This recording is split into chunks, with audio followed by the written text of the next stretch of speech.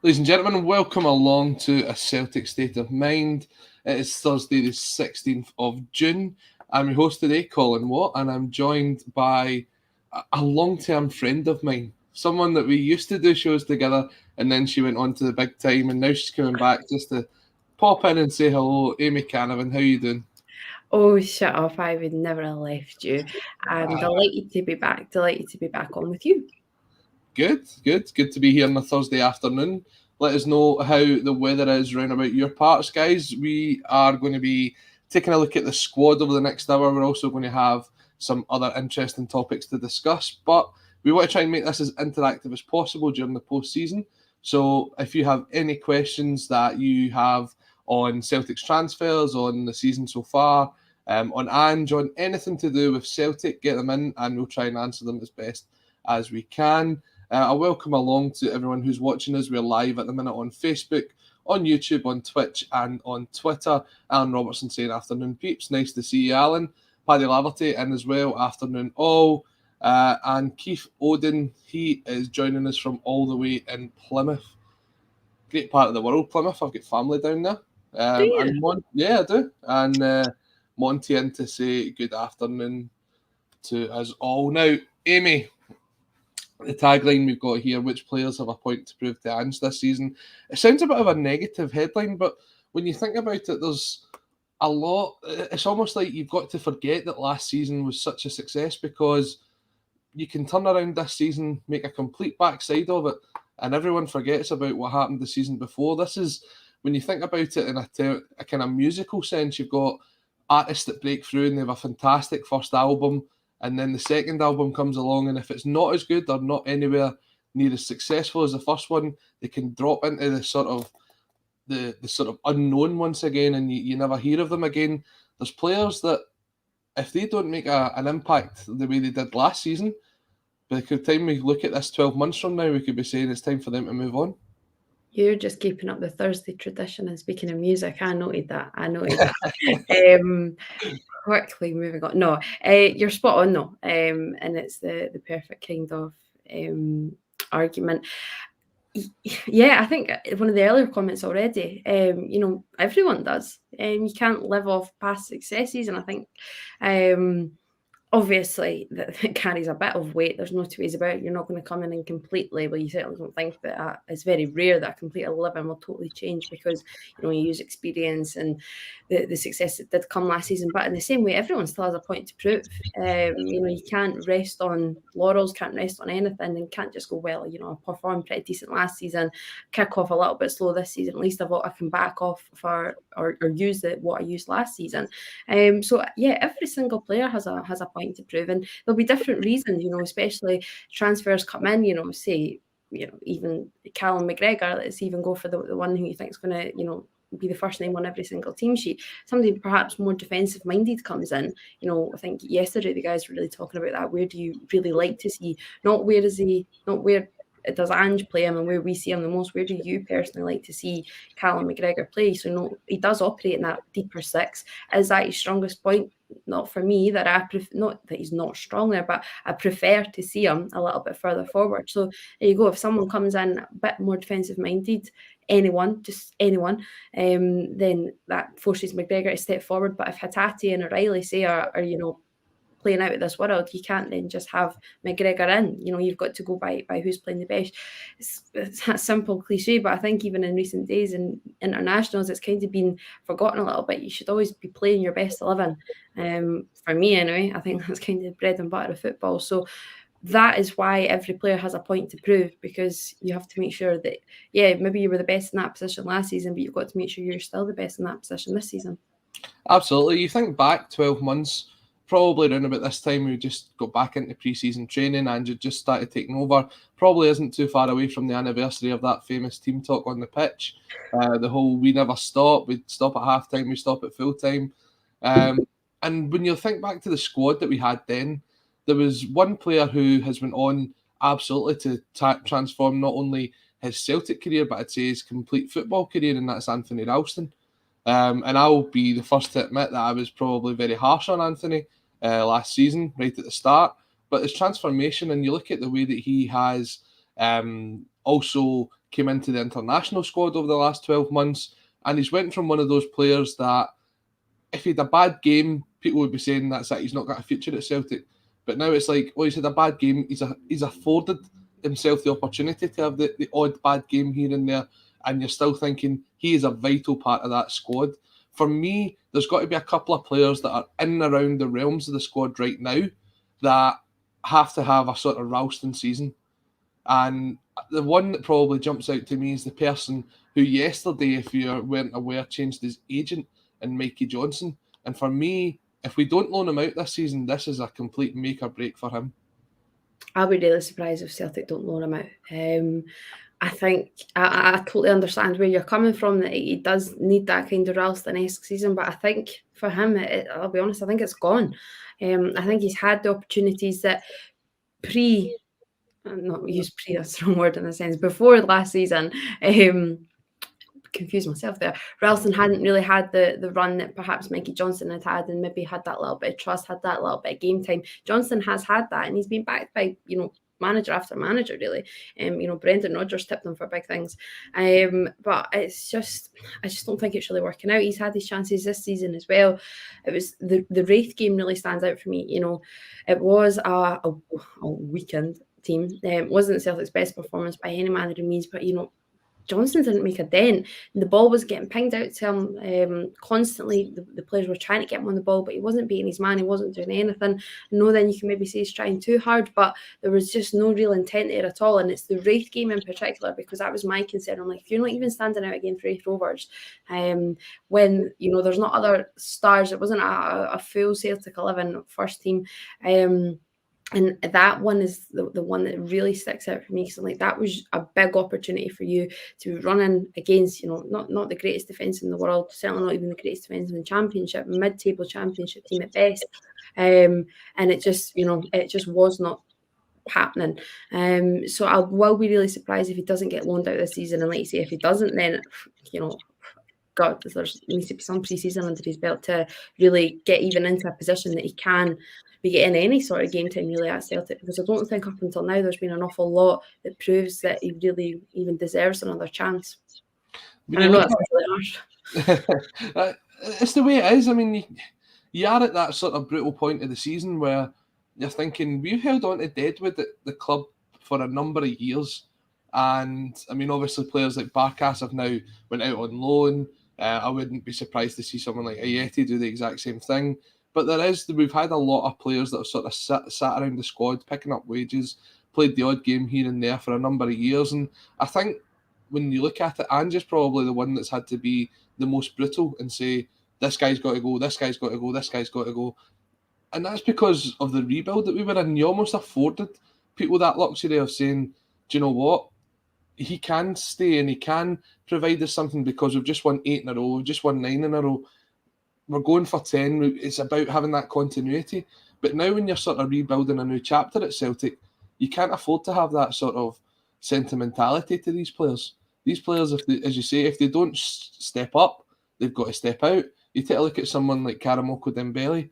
We thought for years and years he was going to be the next big thing at Celtic. He was going to make this breakthrough. He played his reserve football debut at 13 down at Capello.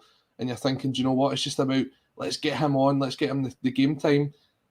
Now he's left the club, and going by reports today, the only offer he has on the table is from a French League One side. So it's not as if this guy's going to be the next big thing anymore. And whether that's because of the lack of opportunity that was afforded to him by previous managers at the club, or whether it was down to his own attitude, we won't really know the true story.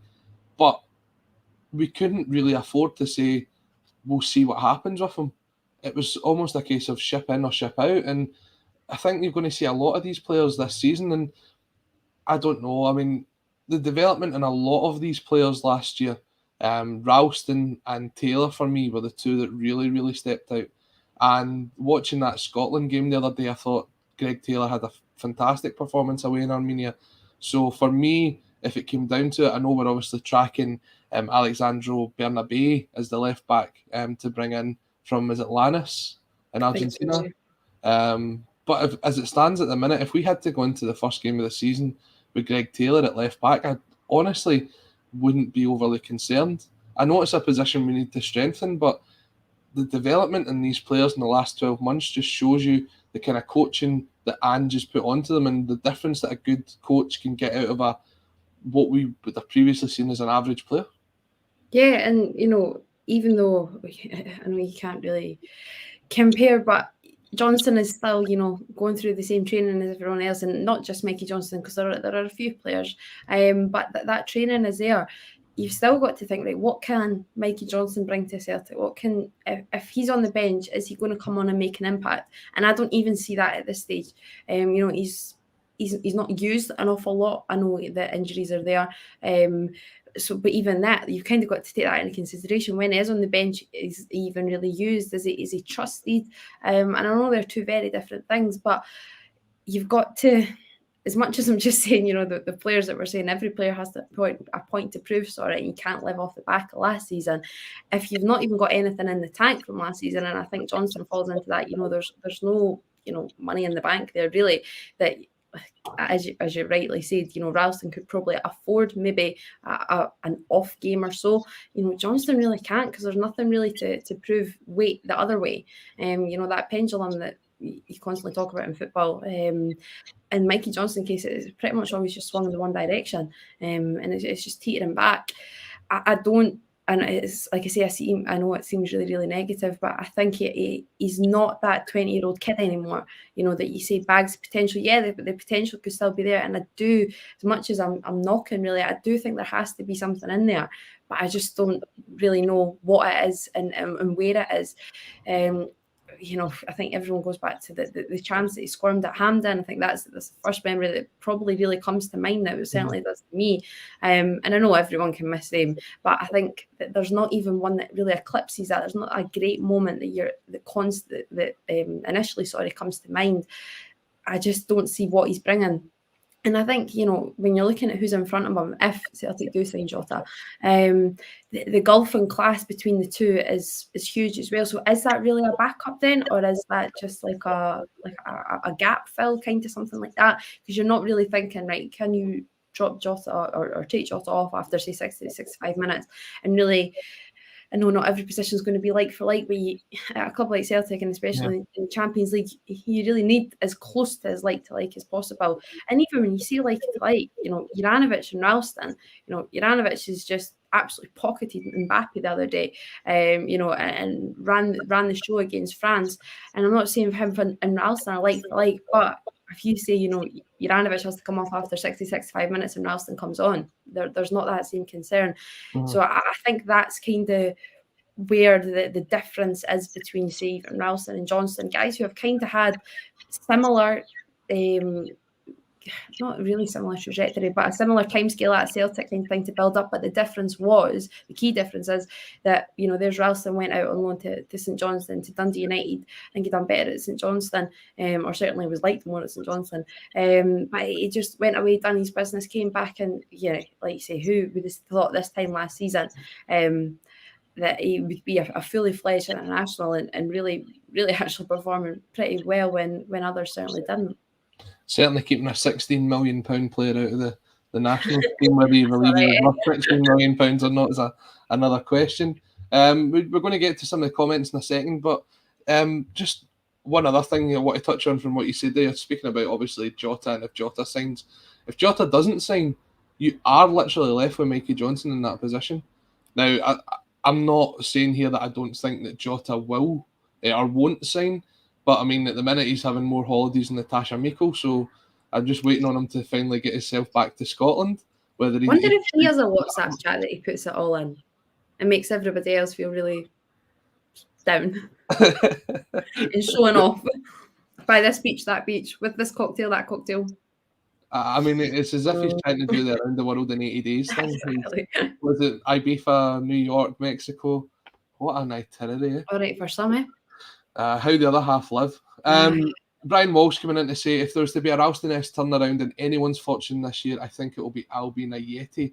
He was playing well briefly before getting injured against Betis and has the ability. Do you know what? I was impressed with some of the performances from Albian Ajeti last season. I thought certainly The first one was it the Dundee game when David Turnbull scored a hat-trick? The second 6-0 game. The way he chased the ball down for Turnbull's hat-trick goal, his performances against Betis, I think he got a couple against Ross County as well. It looked as if he was getting his fitness up and being that player who, although he's not got bags of pace, would track things down, very similar to the way I guess Giakoumakis would play in that role as well. But he was fit for the second half of the season, or parts of the second half of the season, and we didn't even see him in the squad. So I don't know whether that comes down to Ange thinking, I want him here or I don't want him here, or whether that's down to Ajeti saying, my future's elsewhere, I've kind of given up the ghost. It's a tricky one. Again, it's one of those other great unknowns because we will never know, but it sounds like a broken record because we just did it with Johnston, but I really do think there is a player in Ajeti, and I think we have seen it. Like you see the goals against Ross County, I think as well you just see that little bit of intent. I think he's a very, very different striker to what we've got.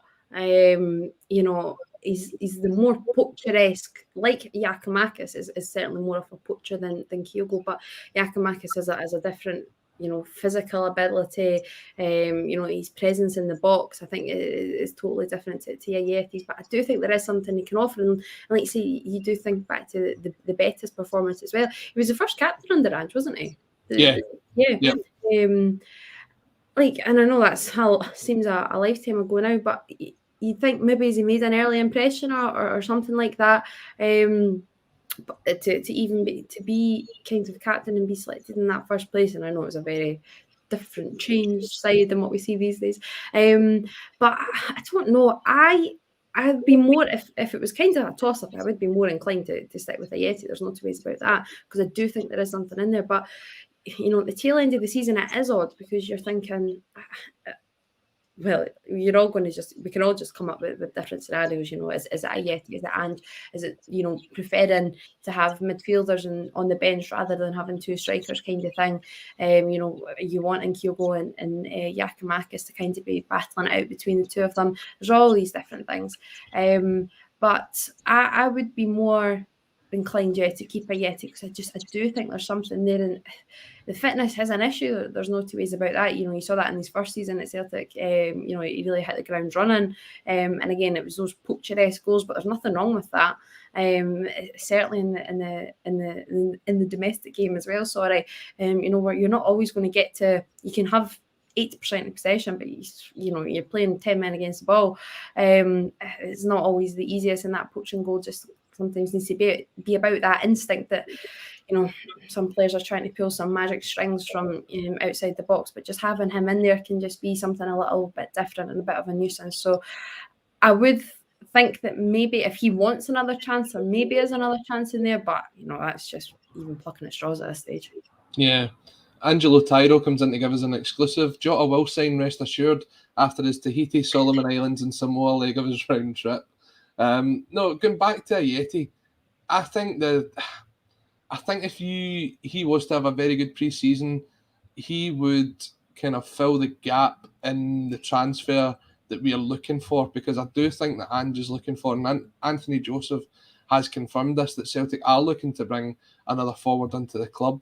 Now, when you think of the money that was spent on Ajeti, £5 million, if you were able to use that now and bring in a striker for £5 million, you'd be looking for someone to have the same sort of impact as Kyogo had last season. So, in a sense, if he's able to even produce somewhere between 10 and 15 goals a season for us, I think that's saving the money and you can spend it elsewhere. But I just don't know if we've seen that from him yet. Again, I'd love to be proved wrong, but I do think he'll be someone that moves on, unfortunately. Someone brought up the point about, I'm just going to bring this one up, Beach Boys, negative Nancy, man. Thank you very much, sir. If Jota doesn't sign, it won't just be left with Mikey Johnston. We have made Abada Forest. We would just sign a replacement for Jota, because it's just as simple as that.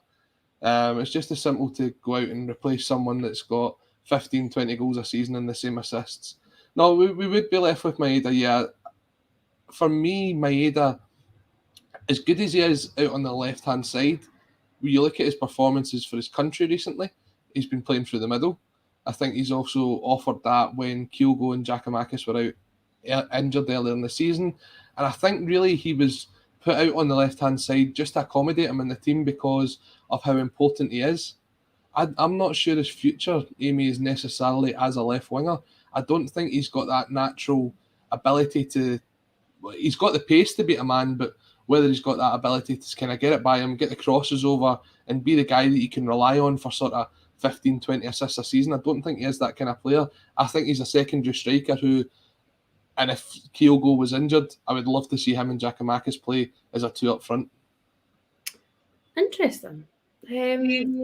I actually don't know what his best position is, and I think I'd just have him anywhere across the front three and have him running. I've really liked him out on the left, and that's me totally contradicting myself, the fact that I said there's the gap from Jota down to Johnston, but I think it's because initially you do think him through the middle, kind of what he was signed as, but I've been really impressed with him out on the left, and I know that you're not saying that you weren't impressed, but you want him playing in his best position, whatever that may be. But if I do get what you mean though, because there's just when he's through the middle, if he just even, the secondary striker actually, the more I'm thinking about it, him and either, like you say, Kyogo or Giakoumakis, I've liked the link up with Giakoumakis, and when we've seen that, I think that's because we've seen obviously him out on the left. I really like that partnership, and no matter how that really, plans out, if it be the kind of the two one-off even or on the left, that would be pretty interesting to see, because I think they just complement each other really well. Like you've got the presence of Giakoumakis, no two ways about that, and then you've got the speed of Maeda. Not saying Giakoumakis is pro by any manner of the means actually, but it's just a totally different game, and we've seen it ourselves as well. Actually, Giakoumakis has got a no bad way delivery on him as well, so you could have it in both kind of respects. And watching their partnership next season, I think I'll definitely be looking forward to that one. Yeah, I mean, you think about it, and it's interesting because we don't have this stat in Scotland, but when you look at the J League stats, it's all about the amount of sprints in a game, the amount of distance covered, the fastest pace of the players, and it is a totally different game over there to over here. And when you look at it, I mean, Maeda was something that we hadn't seen before. We'd seen it in spells from Kyogo, but Maeda was just like, it was unbelievable. Previously, if you had a player like that, you're saying he's out of position.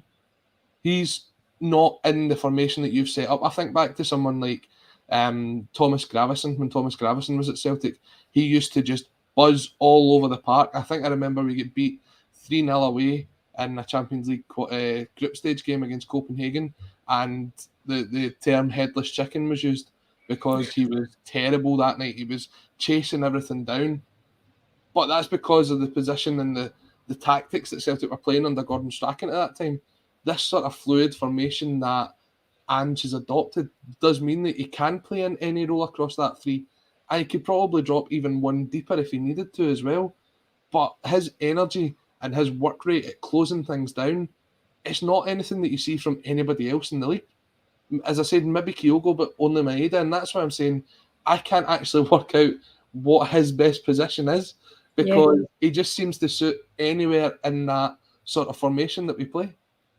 Absolutely. Totally agree with you there. And, it's not necessarily a bad thing. I think I think when we signed the players and they all got announced, I think probably got it wrong saying that Rio Hatate was the utility player. You could just have Maeda going absolutely anywhere. I think the thing with Maeda as well, which is worth noting when he's on the left, I think his defensive work is really, really good as well. And obviously, it's expected more of you as the winger, rather than being through the middle. And I think when he does that, his work rate, my goodness, is really, really impressive. He gets back and supports. I like the link up between him and Taylor as well when we've seen it. And I just think that everything kind of works quite well down that left flank when he does. And like I say, I do think he gets back in defence and supports well. And I think that's something that actually is definitely improved under Ange, but I'd still like to see improve further, especially in Europe. You're needing both those wingers, Abada as well, or whoever it may be, on the right, just to be getting back that little bit sharper. Yeah, I mean, you think on it, there's going to be teams that we come up against in Europe next season where a lot of the time we aren't going to be able to play the style of football we want, with the sort of almost always being on the ball, the sort of heavy domination of the park, where the centre-halves are pushed almost as high as the halfway line, if not beyond. The sort of possession football and the penetration that Celtic try to play against bigger teams in Europe, you're not going to be able to do that. So you are going to need someone who puts in a shift like Maeda, who is going to track back, who is going to just kind of continue to chase the ball over and over and over again, because these kind of players in a European stage are going to be vital if Celtic want to get something. And you think back to that performance at Ibrox earlier on in the season when we got the victory.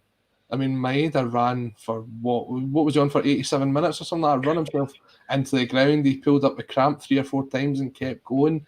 It is so important to have him in there, but it's just, I think that he's, as you said, is sort of utility player, because he can play anywhere, and I think that will be pivotal for us next season.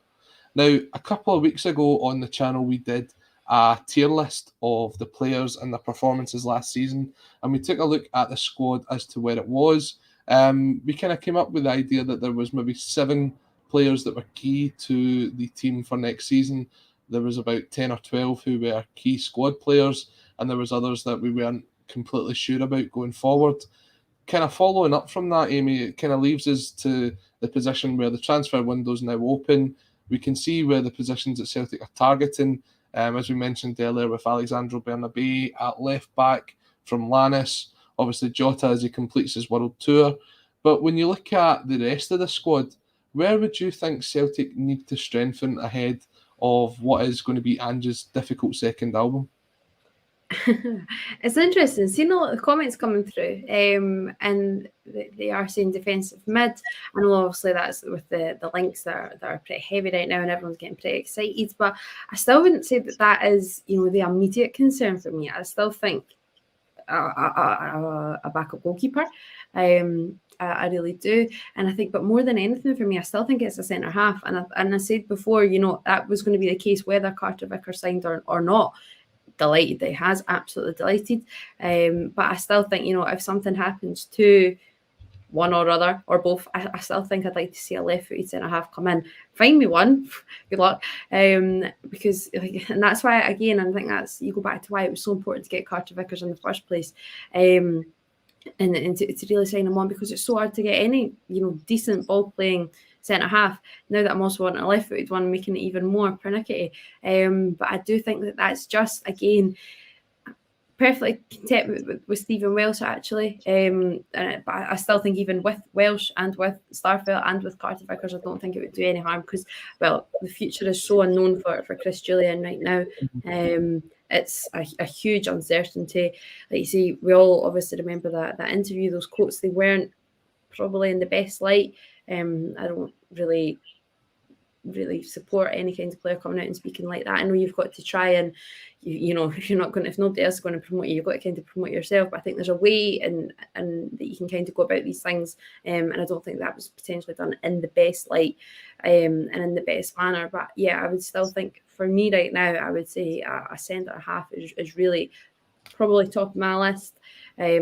Again, the forward, I can understand why, but I just think that if God forbid something happens to start, well, who knows, even with this injury that Starfelt picked up on international duty, how long that will be. The beauty is this season, obviously, the Celtic don't have any, 999 qualifiers to get into even third tier of Europe. But no, just to get kind of have that assurance that group stage football, you don't really need to worry about that for a wee while yet. I think that helps the club in every kind of capacity, transfers, everything like that, fitness, absolutely everything. But yeah, the priority for me would still be a centre half. Yeah, I think centre half is somewhere that the club are looking to strengthen. We've obviously saw the reports of Celtic being after Ko Itakura, who was mentioned about this time last year, who was at Schalke last year. But it does look as though we're probably not the favourites for him. The other one coming from the City group was Taylor Harwood-Bellis, the English centre-half. His stats actually look pretty good when you look at them. He's been out on loan at Blackburn Rovers, Anderlecht and Stoke City. I think he could be another Cameron Carter-Vickers in the making. I'd be interested to see if we do pursue him maybe later on in the window. Was he at Anderlecht, with Vincent Kompany? Yes. Yeah. Yeah, I think he was seen as the new Vincent Kompany. Yeah. But, it's horrible. That's so harsh on him. No one ever lives up to that tag. It's like, oh, he's the new Michael Owen. No, he's not. He's the new Ronaldo. No, he's not. They never live up to that. Unless you're ranked as like the new Cascarino, then you can definitely live up to that rank. Monty comes in with a suggestion we should go back in for Ben Davies from Liverpool. I believe he is departing Liverpool this summer, just as they announced that they've completed a deal for Aberdeen's Calvin Ramsey. Looks as if Aberdeen are getting about £4 million up front, which is a good deal for him. But Ben Davies, I mean, it was almost the Willie Won't-y of the transfer window. Two transfer windows ago? The January transfer window? January, it was the January, wasn't it? And then he went. But when you look at the contract that we offered him, it was all about him getting back to fitness, and if he had a serious injury, we could cancel it and all of that. I'm not sure it plays into the Ange Postecoglou style, but we do have a habit of going back for previous targets, don't we? Yeah, we do. It's interesting because you can kind of feel that, right, well, weren't good enough for you that time, but now things are going a little bit more swimmingly and now you want us. It's kind of like that X kind of that comes back a little bit, or talking stage. But it's a tricky one because if you put that aside, then you've just got to think about the footballing ability. And would it be a good move for player and for club? I think it potentially really could be. I have seen a bit of him, do like him, but yeah, I'm a bit better like that. I'd be a bit like, well, you didn't want us last time, so no, you don't get to pick and choose. But if Ange is a little bit less petty than me, then maybe it wouldn't be too bad a signing at all. Yeah, it'll be interesting to see who he ends up going with. I do think when you look at it, Julian will be out the door. I don't think he'll hang around. So you're left with Cameron Carter-Vickers, Starfelt, who is currently recovering from injury, and Stephen Welsh, and that's it. And that's definitely not deep enough of a squad to go into even the league, to be perfectly honest. You still need another one or two in there. So whether it be we sign someone like Harwood Bellis on a Cameron Carter's type loan deal with the option to buy at the end of it, or whether it's someone like Ben Davies, depending on how available Liverpool make him this summer and what the fee would be, then who knows, maybe we could end up with the two of them as well. Who knows? I think the other place that someone had mentioned in the chat, it's Colin Rogers was mentioning Benjamin Siegrist. Now, it has been mentioned that we are in talks with Siegrist and his agent about bringing him in as a backup goalkeeper. First of all, do you think he's a better backup goalkeeper than Scott Bain? And secondly, do you think he's someone who could push Joe Hart for that number one position? I think he's definitely better than Scott Bain, and I like Scott Bain, I really do. I think Ange certainly does as well. Don't think, even if a goalkeeper does come in, he'll be going nowhere. I think he speaks really highly of him, said that before. And I've said this before with Siegrist, I think he's a really, really, really solid goalkeeper. And my worry is with him, he's had a really, really good season with Dundee United. Good defensive unit, actually, with Edwards and Mulgrew in front as well, young Graham. And I think Dundee United have just had a good defensive season, actually. But my worry is that, he has had such a good season and had a few decent seasons now. Is he willing to really come in and really only play second fiddle and know you're only going to play second fiddle to Joe Hart? Because do I think that he can displace Joe Hart? Not at all. I really don't. Will he be comfortable with perhaps, you've got to think as well, Joe Hart is getting a little bit older, but not that he would want this, but he's been that second choice, third choice goalkeeper himself, especially at Spurs. Is Siegrist going to be happy with just maybe a cup run under his belt? A decent, maybe few League Cup appearances? I'm really not too sure. And that's more my worry with Siegrist than anything. So I think he would slot in extremely well. But is he actually prepared to, go from being a really solid number one to literally being a number two, and knowing that, it's not like potentially walking into a number 2 at many other clubs, you know, where you could maybe try and displace, you know, nobody is displacing Joe Hart. You know, I don't think there's, well, you know, folk are going to say Craig Gordon, not necessarily folk here, but others will. But there's nobody that's going to be displacing Joe Hart. Not a chance. There's nobody in the league that comes close. It's a good point about being a sort of second fiddle, because when you take a look at it, I think it was Kieran Devlin for The Athletic was posting this story about Toby Oluwayemi, someone that you've managed to see quite a lot of the Lowland League last season, and he signed a new contract last year as well, I believe. And part of that was his development plan into the first team. And there's talk that by the time Joe Hart's contract is up in a couple of seasons' time, that they'd believe that Toby Oluwayemi should be Celtic's number 1 goalkeeper. And part of that would be giving him some game time this season, some game time the following season, and gradually sort of getting him in to replace Joe Hart. Now, if that is the case, then it could be that Siegrist is fighting almost for the second place jersey with Oluwayemi, which, as you said, for someone who has played close to 100 games for Dundee United, has put in some fantastic performances, attracted quite a bit of interest.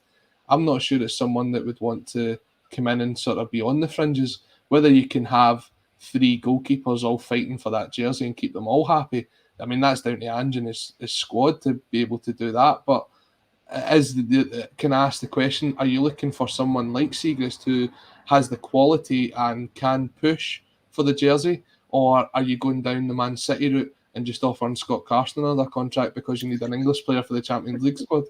That's the kind of position that you're in. And obviously, coming into it, you've got the Champions League coming up. You've got to have so many homegrown based players. It does become very difficult, and that all comes into part of the transfer planning for next season. Yeah, it's interesting because you're right. The club, I've really not hidden it. Actually, they've got huge plans for Oluwayemi, and I'll be honest. Like, I've kind of said this before. The performances that I've seen of him, I've not been overly impressed, and certainly have my doubts that at any time soon that something could really, you know, that pathway could really become really rather clear and really kind of make an impact and inroads. Maybe it's just the performances I've seen. You know, I have seen a fair bit, and there's been none that I've really, you know, the goals that he's conceded, I felt each one actually that there could have been something a little bit better. And, you know, and in saying that as well, he's got a decent wee defence in front of him, you know, and I know the comments came through as well. Dane Murray's another one. You know, when does that step kind of get made? You know, this all goes back to my kind of problem with the B team even being in the Lowland League, because the whole point is that it was meant to be this great pathway, you know, and I've seen them and I don't know how great that pathway is. You know, Dane Murray was forced into the first team last season in qualifiers, and I thought he'd done really well there. I thought he played really well this season as well. In the Lowland League, been really impressive, but not real like great strides. Maybe that's because he didn't need to make too many great strides. But, you know, I think there's been some valuable game time under the belt, no two ways about it. But I'm sure now that he could come in and, you know, not just be a fill of the gap, kind of as he definitely was against Midtjylland because Celtic were bare. I'm just really not too sure. And I think then the same could be said with Oluwayemi, because as you rightly say, this pathway really has been carved out for quite some time. Big plans. He's rated really highly at the club, you know. So if the club rate him, my opinion does not matter. But what I've seen, I wouldn't be, celebrating too much too soon. I do think we're still maybe a wee bit away from him making any kind of real impact in the first team. I think obviously he's part of the England under-19 squad, so there is something definitely there. As you say, it could be just either the level that he's playing at, is he getting tested fully? Has he been able to kind of step it up? It'll be interesting to see how involved he is with the B team next season with the Lowland League, because obviously that has been extended now for a further season. Not that Bonnie Rose have to worry about that. They will be looking forward to the fixtures getting released at 9 a.m. tomorrow for their first season in the big leagues. We're going to touch on that in a minute. For me, I think we've kind of spoke about it already. a centre forward. We looked at Albian Ajeti, but I think there's potentially someone else that Ange would maybe want to bring in there, and centre defensive mid. Apart from that, Amy, do you think there's anywhere else that Celtic could be doing with strengthening in this transfer window? You can always strengthen, in every position. There's no two ways about that, because, this time last season, or this time a matter of weeks ago, you had Rogic and O'Reilly. Now you only have O'Reilly. So, you've still got Turnbull as well, sorry. And I think it could really be a big season for Turnbull, but, the injuries are a worry. You don't know. The injuries were always a worry with Rogic as well. So, anywhere you lose a player, you're going to say, right, well, we had 3 there last season, or 2 and 1 out kind of thing. So, yeah, I think in all honesty as well, could probably do with a right winger maybe. I know James Forrest has just been given that big contract extension, rather big. So, maybe that's the club setting out kind of their stance on that one. But, Abadi's young. I think he's obviously the first choice going forward as well. It's kind of, as we say, in the complete opposite to Mikey Johnston, though, that, Forrest is you would see maybe more being kept around for his experience, the impact that he can maybe have in or around the team. How much, if Abada pulls up injured, how much confidence are you going to have on, James Forrest lasting 70, 80 minutes? I'm not too sure about that. So I'd maybe be inclined to try and look for someone there. But I go back to it. I think when you've had Ange say what he says, had this pathway that the club really, really pushed for so much with the B side, and I'm not saying it should automatically work after 1 year, but the whole point is with this age limit as well. The players can't keep going until they're ready. They have to only play up until they're 21, and then if they're not ready after that, then what happens? So there's a lot of question marks over that for me, and that's really where my kind of annoyance perhaps lies with it, because if you're not ready after that, then why are you here? Well, we'll see about that. Obviously, someone mentioned Dane Murray. I think pre-season will come maybe too soon for Dane. He was stretchered off with a ACL injury towards the end of the Lowland League season, so we may not see him for a while yet. But maybe 1 or 2 of the star performers from the B team will get their opportunity in pre-season. Pre-season not that far away now. Looking forward to it. And one of the first big things to come up is the fixture list. 9 a.m. tomorrow. The fixture list for the Premiership, Championship, League 1 and League 2 will be announced. I do have it from a very good source that our first fixture will be at home, which we all knew, and it will be against Aberdeen. So according to this person, we will be opening the season against Aberdeen. Now, previously, it's been sort of maybe lower ranked teams that we've played in the opening day of the season from memory. Aberdeen could be a tough tie depending on how they bring their transfers in this season, but I'd look forward to that because I think that's a very good test of how we've done in pre-season, and it could be the sort of standout sort of starting point for what Ange's second season could be, with a very good performance against an Aberdeen side at Celtic Park.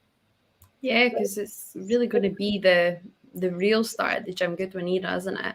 Obviously, I think the club done the right thing in bringing him in towards the tail end of that season.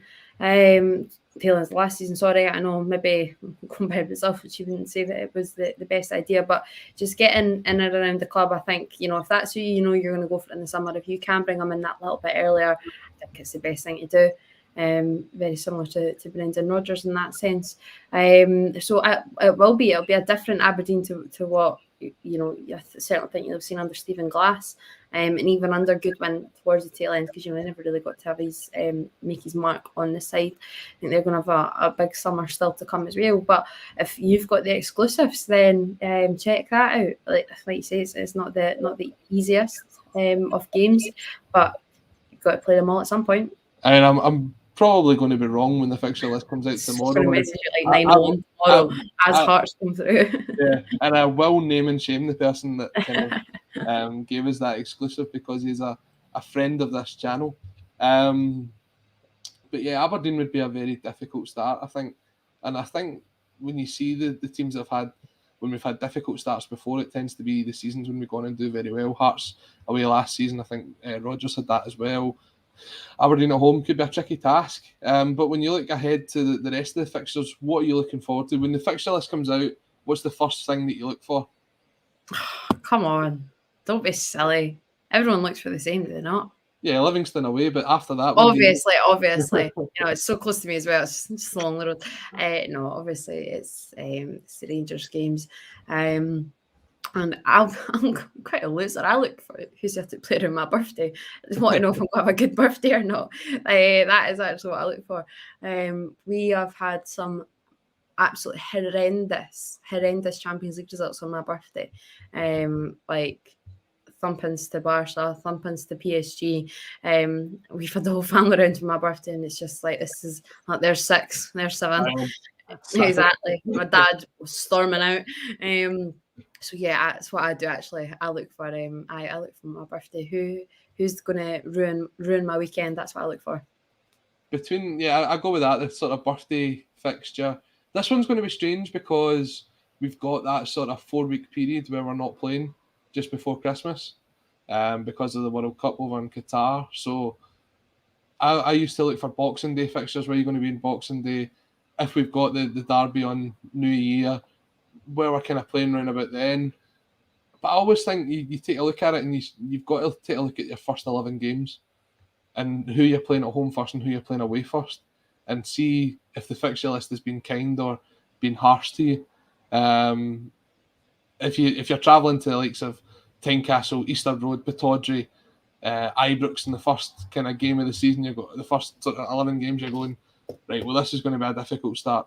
But if you can kind of piece it together and get a good run going, you're just thinking, do you know what, we've got a really good chance of getting a sort of lead here. But you never know. It all comes down to the games and how we start. And it's exciting because for me, it means the season is getting closer. I'm sick of this international football. I'm sick of no football. I'm sick of lack of transfers. Bring back the league. This is the longest break it's been. And at times, I'm looking forward to these friendlies. That's how sad this is getting. I just want to see Celtic back.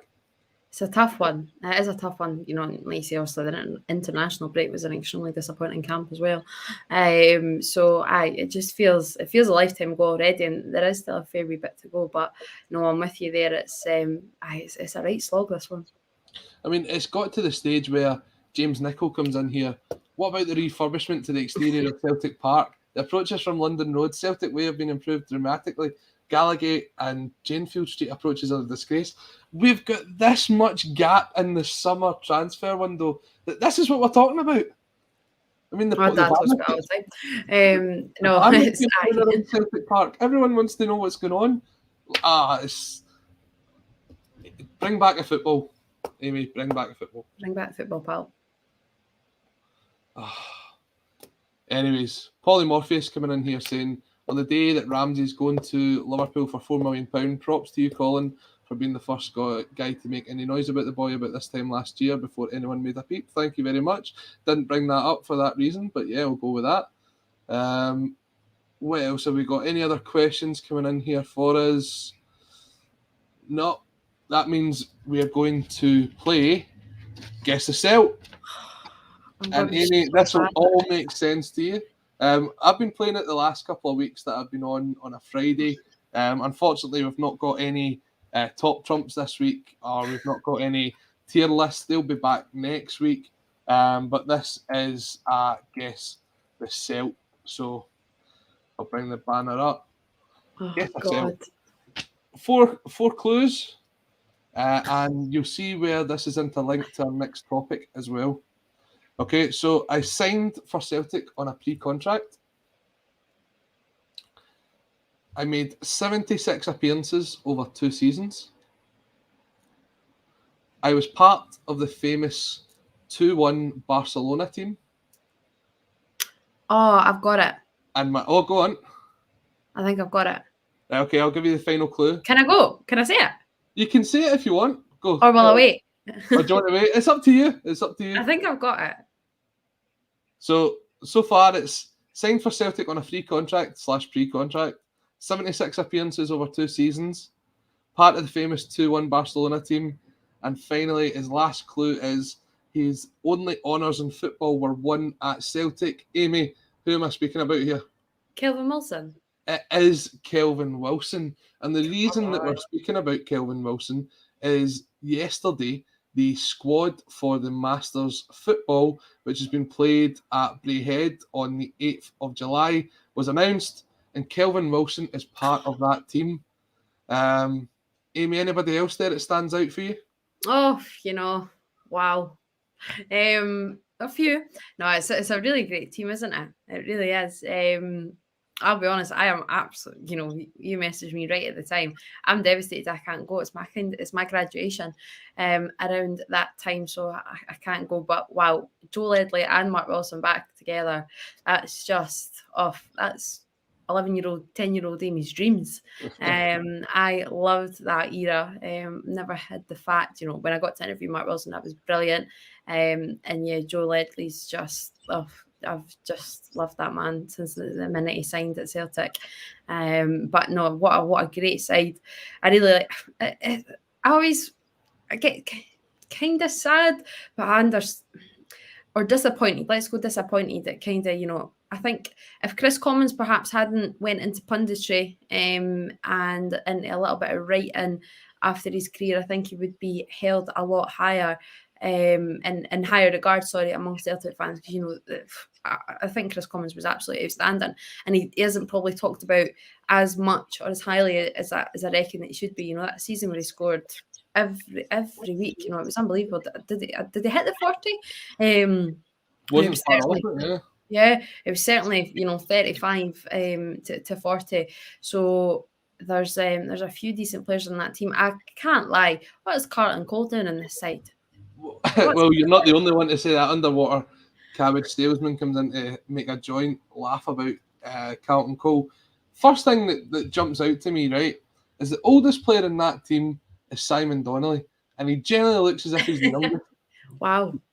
I think I remember being on a show with Juddy, and one of the questions was, what is his skincare routine? Because he generally does not age, the man.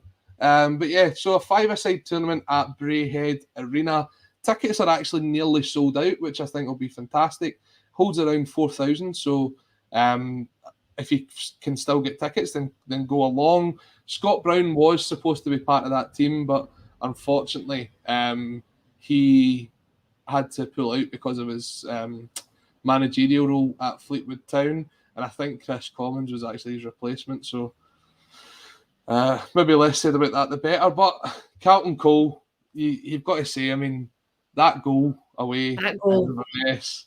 I mean, for me, he only played that 1 month and he only played that one game, and it was that. He was. Everyone talks about how good John McGinn is at using his rear end. Carlton Cole started that. He knows how to do it. I've yet to see John McGinn manage to score with his backside. Should be taking some hints of Cole. I mean, he tried his best for Scotland the other night, but he just kind of wasn't up to it. So going through the team, Rab Douglas in goal, obviously part of the Seville team. We've had the pleasure of having Rab Douglas down in Greenock, and he was a fantastic character. Was not shy to tell any of the stories from his time at the club. He mentions if you could replace any player from the Seville team with a player from Ange's team, who would it be? And he puts his hand up saying it's me. He's very, very good, and I'm sure he's still got it because he's still coaching at Arbroath at the moment, isn't he? Yeah, he is. Yeah, he sometimes kind of gets named as part of. I think he was actually part of the squad, and seen him on the bench a few times. I think even Dick Campbell said he would maybe have played him if things were a bit different. But yeah. Aye. Donny Boy 67 saying Rab Douglas hasn't aged as well as the other guys. Made a hard paper round, Donny, the hard paper round. The Wilson combination at centre back, Kelvin and Mark. I hear Mark Wilson still plays 5-a-sides and 7-a-sides for the Clyde One Super Scoreboard boys, and Kelvin Wilson only gave up football last season. I was just going to ask you, when did he retire? Yeah, he's only 36. He's only 36, which is incredible. So definitely got a bit of pace across that back line. In the midfield, I'll let you describe Joe Ledley. On you go. just not held in high enough regard. No, I really loved him under Lennon first time round. And I think the fact that even had been at the club for so long, he was trusted quite early on with the armband, and I just felt he'd done a lot of the dirty work. I felt he was a really solid player. And yeah, I was lucky enough to be there when he scored his last Celtic goal. Didn't obviously think or know that it would be, but it turned out to be. But yeah, I think, I don't know, I'll be honest, there's no real reason why I just felt like this guy was my favourite player. But I was just, I was devastated. That was my first devastation really when he left. It was like proper heartbreak. Because I was just like Joe Ledley's biggest and number one fan. And obviously Chris Commons that we've touched on. Not sure if he's still kept his fitness whilst he's been doing the punditry. Stilian Petrov obviously playing the charity games that he's been playing. It's a miracle that he's actually still kicking around. So fantastic from Stan. And the goal scoring machine of Carlton Cole up front. I mean, I guess it's only because West Ham don't have a Masters team in here that he's not playing, because his goal return for West Ham was actually fairly decent. Pretty impressive, and yeah, he's definitely loved down there. But there's no two ways about it. It's the oddest inclusion of them all. But I think fair play to him. And maybe he'll score more goals for the Masters. But I certainly hope he will. I'm putting him on to be top goal scorer if it's possible. And Simon Donnelly, obviously, what needs to be said about Simon that we've not already said before? Friend of the channel and really good guy, and obviously one of the last sort of big youngsters that we brought through to do really well for the team. It's disappointing that you kind of have to go back as far as Cy Donnelly. There you go. You're saying that he's the oldest in this team, which you're looking at that graphic and he still says the youngest out there, and probably offering him a contract.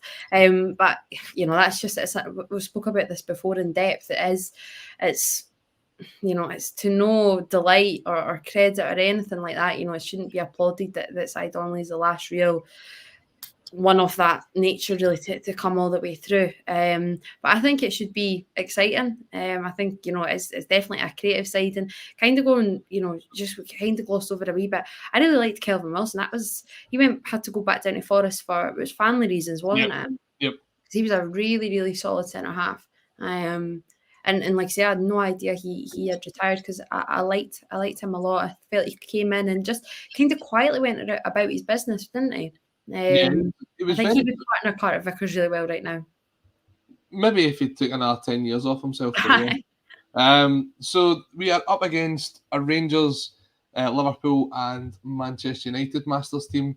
As of just now, the Manchester United team hasn't been named. Liverpool have included guys like Jermaine Pennant, Stuart Downing, Steve McManaman, Jamie Carragher and Luis Garcia in their squad. And Rangers Masters include Chris Boyd, and the picture they've got of Chris Boyd is him looking depressed, which really makes me smile. Chris Boyd, Michael Moles, Barry Ferguson, Lee McCulloch, Pedro Mendes, Alan Hutton, Carlos Cuellar and Roy Carroll. If you are going along to that, then I hope you have a good time. There is, as we say, some tickets still on sale. £25, Braehead Arena, Friday the 8th of July. I believe Laura Bradburn from A Celtic State of Mind will be there, so you can check her out if you see her. And if you are going along, then let's hope Celtic win another tournament, because you know what? It doesn't matter if it's Masters football, women's football, youth football, you always want Celtic to win. Absolutely. Too right, Colin, too right. So, Amy, we're nearly at the end of the show. It's been a pleasure being back on with yourself. It's been a while since we've had a show, just the two of us. Looking forward to the friendlies that we've got coming up and getting back to Celtic Park.